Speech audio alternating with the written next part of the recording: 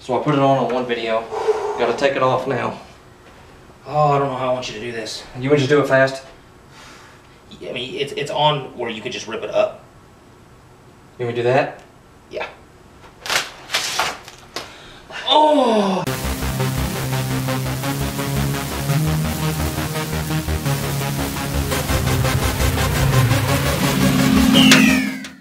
How's it going? What's up today? Today I've got Godzilla on my face. This is James's forfeit. If you didn't see our first video. Our second forfeit. Like and subscribe. Yeah. Too today. Because he had the monthly. He did lose the month. Yeah, by one. By one.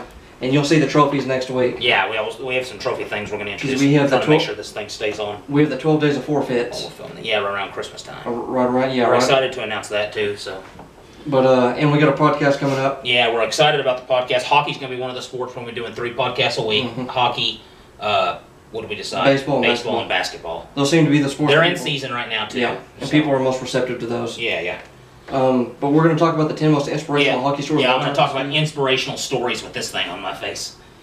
But I guess I'm going to handle the first one. Yes, Jim Kite. Jim Kite, K-Y-T-E.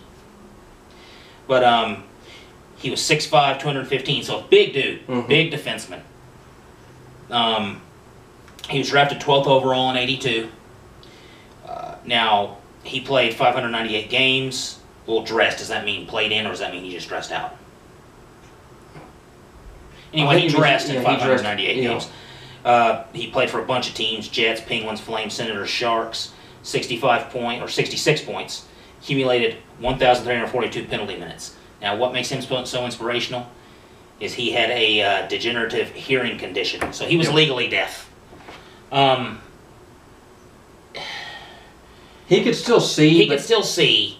But at the same time, communication's not going to be good. Which is probably why he racked up so many. Which is probably why he racked up so many penalty minutes.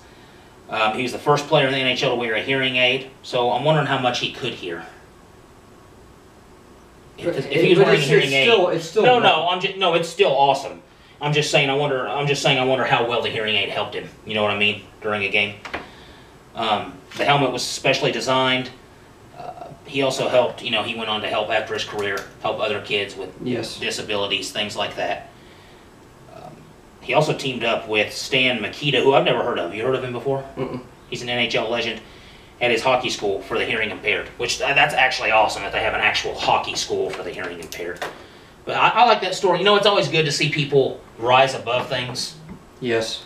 It's always good to see that when you see people rise above and perform at that high of a level and beat their whatever they have wrong with it. Doesn't matter what it is.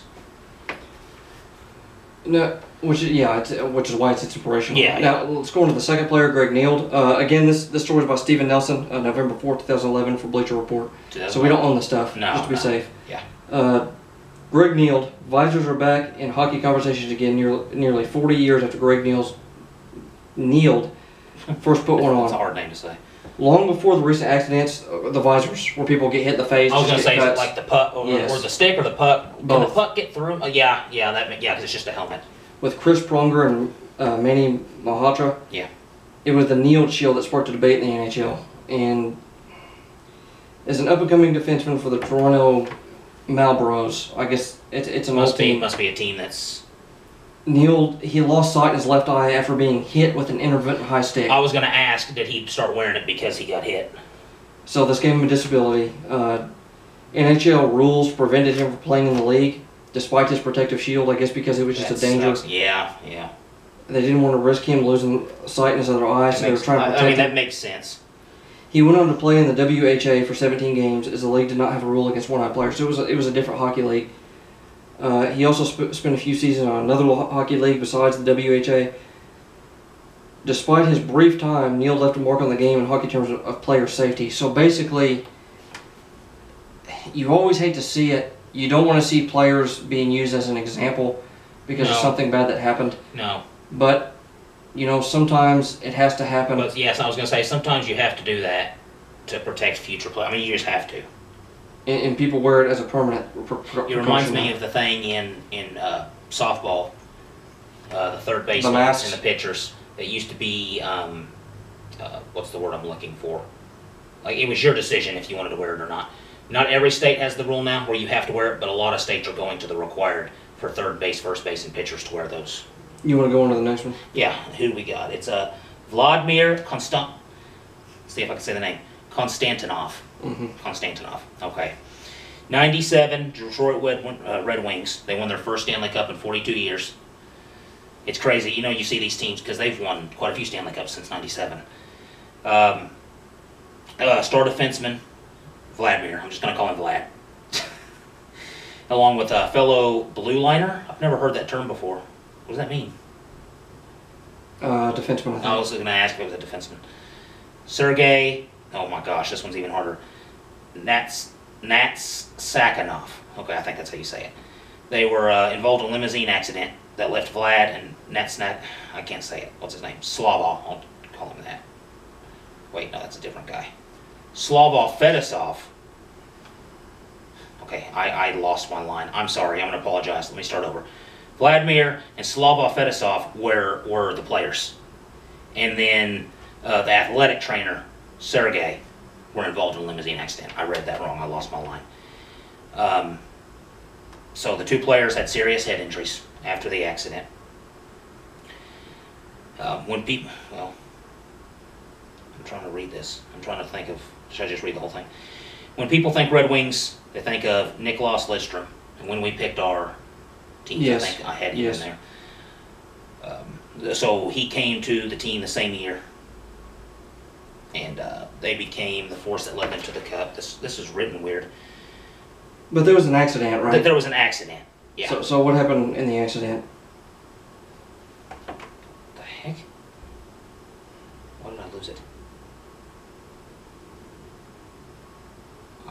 Basically, he got in a limousine accident, and he had a brain injury.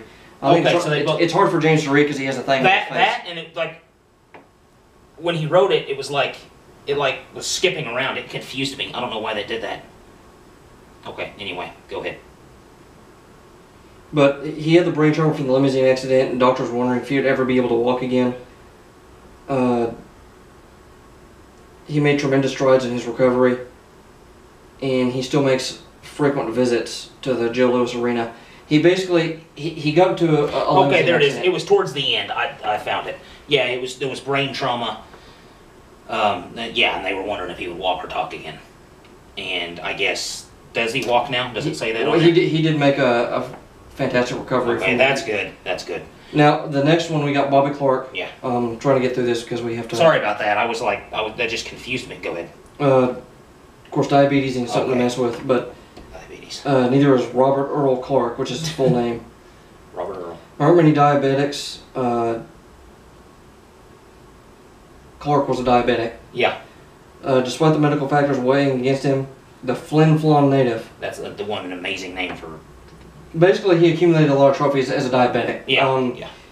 He won the Pearson Award, the Hart Trophy, the Selke Award, the Bill Masters Memorial Trophy, and 2 Stanley Cups. I'm not going to get into what all that is because I don't want to make it way too long. But he's one of the toughest guys to play the game. And he's one of the best leaders in the sport. Anyway, to do anything with diabetes is amazing. Basically, what he's saying is he had a diabetic. He did have an extreme medical condition. Yeah. And he went on to win all these trophies. Yeah. I can do it. Which is... It's amazing. I mean, because when you do diabetes, you got to watch everything. Well, yes. Anyway, we're not going to get into diabetes, but Mandy Schwartz is next. I guess he passed away. This was written in what year?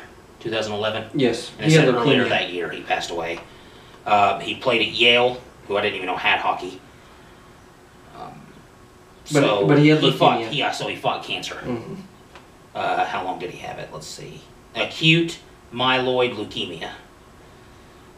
So they were looking for a bone marrow donor for him. He was diagnosed in 2008. Yeah. It was a she though, by the way. Okay. Wow. Okay. I thought that sounded like a girl's name, but sometimes you never know. I didn't know. I did say she in there. We did say he was going to be really hard to read. It will be. Okay, she. I apologize. I just assumed. I shouldn't assume that. But she played for, or appeared in 73 straight games for Yale until she was diagnosed in 2008. Okay, there it says her cancer. It says it right there. So it went into remission. So she went back to practice, but of course it returned, as cancer seems to do sometimes. So it was a highly publicized search. for a donor, bone marrow donor. This one's really sad. It never resulted in a perfect match. Donors for as many as 5 other patients were found. So it would go into remission again in 2010 after a stem cell transplant. Speaking of stem cells, I think that's something that we need to look more into for medical stuff, but that's a completely different subject. But then it returned a couple months later. This is a quote from her in a 2010 interview. "I knew I could fight through it, and everyone around me was telling me that I could do it, so I didn't really have a choice to think otherwise." That's the mindset you have. You know, my grandma got diagnosed with breast cancer, and my stepmom. Yeah, my aunt has breast cancer. Your aunt, and it's just that's something you have to think. You have to think that you can beat it. My aunt passed away from it. She chose several different treatments, and I didn't agree with the stuff that she chose, but doctors told her to do it. Instead of getting surgery or actual radiation done, she started taking special medicines. Some people just don't want to do the radiation, which I can kind of get, but here's my thing. It's the best thing we have right now. I would rather take the damage to myself and survive and live more years than to take a chance and get out unscathed. I understand. Because I think the odds for that, anyway, let's just keep going. And I'm assuming... This is just sad. I just read the end. It probably got to a point where she just didn't want to do it anymore. Yeah. It was eating away at her. She was 23 years old. She stopped treatment. Yes. At 23. And ended up passing away in April. I think she just got fed up. I think she got tired of doing it. It gets to a point to where you fight so long and you just get so frustrated. You do. You feel like there's no hope. You just get tired of doing it. You just get tired of fighting. People get tired of fighting. Yeah. Because they just want to have a normal... And when you feel, when it keeps going into remission and it comes back, goes into remission... It gives you that hope and it makes you just fully depressed again. It makes you feel like... What's the point? Your body had basically had a malfunction to it. Yeah. It's almost like you got a defective body. Yep. I mean... I will say, something good that came out of it is that, this says as of last fall, and this was written in 2011, but Marrow Drives on her behalf added over 4,200 people to donor registries in Canada. There was a woman in the U.S. Did you see The Rock's new game show? Yeah, I've heard about it. There was a woman who just had a thing that she just had in her shin bone. Wow. And her sister had her entire shin bone removed, and she got a marrow transplant and survived. So maybe she was the cause of that. It's possible. If nothing else, the only thing I can say is that she saved people's lives. Yeah. It's sad. Let's go on to the next one. I don't want to get too sad. Now, this is a really popular player. Gordie Howe. We talked about him as one of the best players of all time. I think we called him Mr. Hockey. I can't remember. I think they did call him Mr. Hockey, something like that. The most complete hockey player. I think this is the guy we talked about. Howe got his start in the NHL as an 18-year-old for the Detroit. Yes, this was the guy. A scary combination of athleticism, skill, grit, smarts, power, and durability. He isn't called Mr. Hockey for nothing. Yep. So this is the guy we were talking about. After after 25 years in the NHL, he retired. Actually, he pretty much took a break. He returned in the WHA, similar to the one we talked about that had the eye that kneeled, the kneeled shield. Yeah. He went to the Houston Aeros to play with the sons Mark and Marty. The Cowboys brought Houston consecutive championships. Anyway, away from the rink, he'd been a true ambassador of the game. He and his wife Colleen had been involved in countless charity events, including the Howe Foundation, which I have heard of for hockey. Basically, the reason why he was so inspirational is because he was so great at the sport. He was basically one of those players that was so iconic to the game and so popular and so great. Like Michael Jordan would be to basketball. That he basically became like the star of hockey. Yeah, he became the hockey guy. And he set up the Foundation without having too many health issues and things like that. Yeah. So, you want to go on to Travis Roy for number 7? Travis Roy. Okay, so I guess this has to do with Boston University. That's who they mentioned at the beginning, which isn't rich in hockey tradition. Is rich. I'm sorry, I read that wrong. This stupid thing is rich in hockey tradition. They've won 5 titles. I'm not sure if they've won more since this was written. Bunch of players came from there. Jim Craig, Jack O'Callahan, Adrian Alquois is probably how you say it. Chris Drury, Rick DePietro, So they all play there. Some players, actually, I don't know if I've heard of any of those guys, but people who watch hockey would know who they are. One jersey hangs, I guess it's almost like they retire a jersey in any other sport. Travis Roy, he earned a hockey scholarship from Boston. Just 11 seconds into his very first shift, he went headfirst into the boards following a check, fractured his 4th and 5th cervical vertebrae, and he was paralyzed from the neck down. The neck down. These are depressing. Well, they're supposed to be. That's not true. So in 11 seconds, that goes to show you how fast things can go. You know what I mean? You want me to go on to the next one? Do you want to? Well, no, I didn't know if you were. I hadn't read the whole story. No, there's more.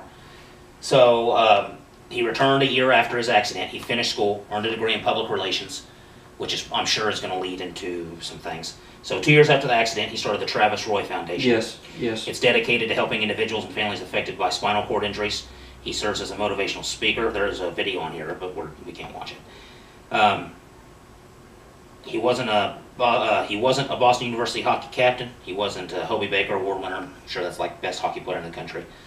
He wasn't a first-round pick. He wasn't an Olympian, and he isn't in the Hockey Hall of Fame. But he is, without a shadow of a doubt, an inspiration to all. So, paralyzed from the neck down, started a foundation. He gives motivational speeches. It just goes to show you how fast things can go away. Yeah, they really can. I mean, especially in sport. That's why you just have to enjoy your life. You just have to enjoy it and while you you have can. to choose your passions, and you have to. That's why we do what we do. You have to pick what you love, because your life can be cut short at any time. It can at any time. Now on to the next player, Willie O'Ree. Now, it said Jackie Robinson had baseball. Yeah. Hockey had this guy. It's kind of sad, the things that happened with players back then, because there was a lot of racism back in the day. Oh yeah. And it was apparent. There's no arguing that. You might be able to argue certain things today, because things are different today, but back then there was a color barrier and there was a lot of racism back in the day. Yeah. Players just weren't allowed. Basically, he had one blind eye, so that was already already something against him. But he was a colored player. He basically went on to be an inspiration for all. He became a youth development director. He's still involved with hockey in the NHL, but fans turned their back on him. Even his own fans of the team that he played for, just because of who he was. I just don't understand. Maybe it's because.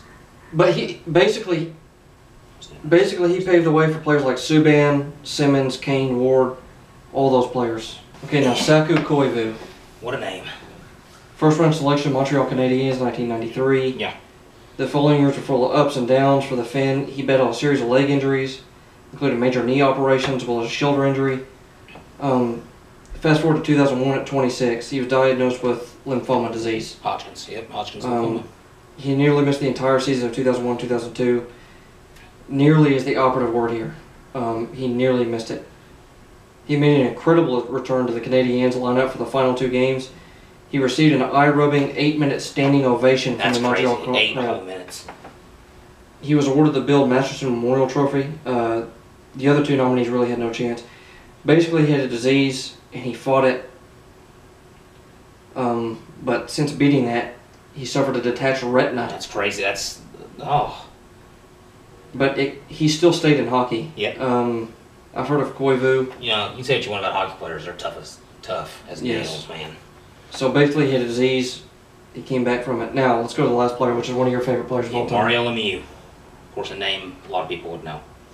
So, 92-93 season started off nicely for him. He's on pace to set a new NHL scoring record before he was diagnosed with Hodgkin's again. Yes. He missed a couple months due to treatment, returned to the ice on the same day as his final radiation treatments, which is crazy because that takes a lot out of you when you do radiation treatments. He scored a goal, got an assist. They called him Super Mario, of course. You can understand why they called him that from the video game. Let's see.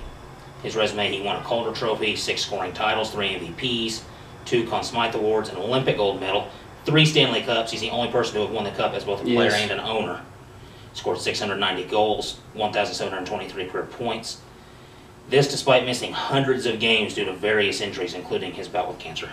So basically... So he might be the best player of all time. He might be, and we didn't really get to know because of the diseases he had, but he was just unbelievable. Yeah. Basically one of the most inspirational and talented hockey players of all time. Yep. But okay, we're gonna take this off now. So I put it on one video. Got to take it off now. Oh, I don't know how I want you to do this. You want to just do it fast? I mean, it's on where you could just rip it up. You want me to do that? Yeah. Oh! Oh, I felt like my head got destroyed. No. I don't know what to... This might have been the worst forfeit. It was.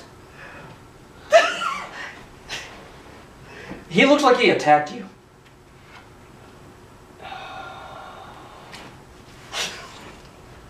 You may take that back onto your I have head. to cut my hair now.